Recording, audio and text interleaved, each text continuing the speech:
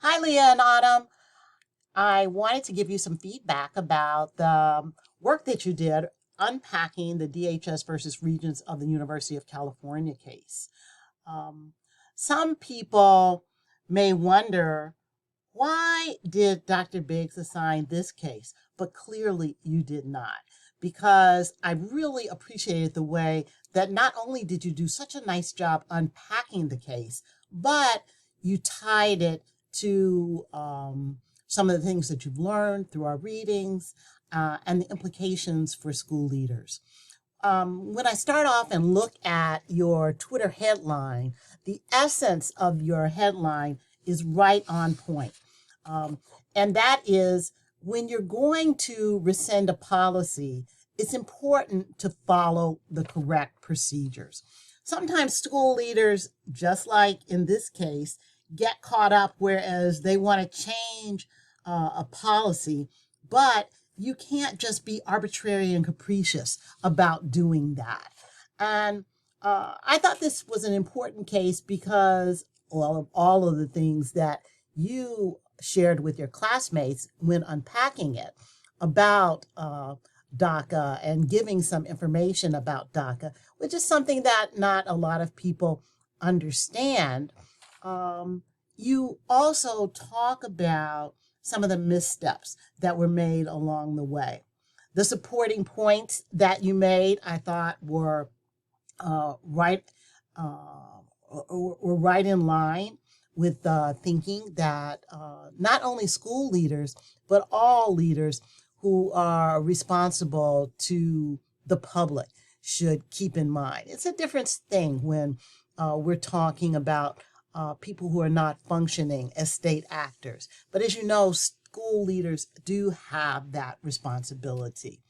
Um, you talked very effectively about how the Supreme Court ruled, why they ruled as they did, and even talking about Justice Roberts' opinion relative to whether or not the dispute before the court is not whether or not DACA should be rescinded, whether or not this DACA is legal, but it really is a dispute about procedures.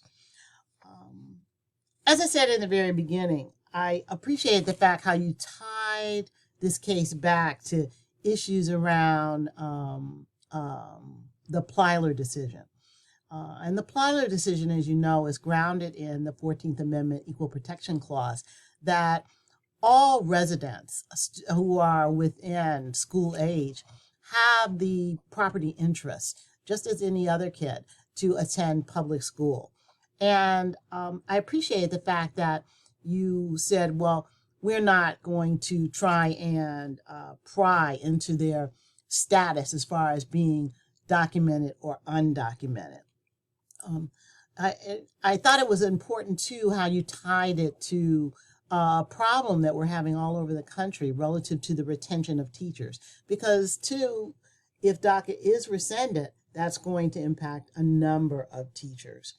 Um, um, I think too, bottom line though, what you conveyed is that it's important to create an environment where all kids feel safe and respected. And um, uh, so not only did you show your legal acumen in accurately interpreting the case opinion, but you displayed your ethical disposition as well.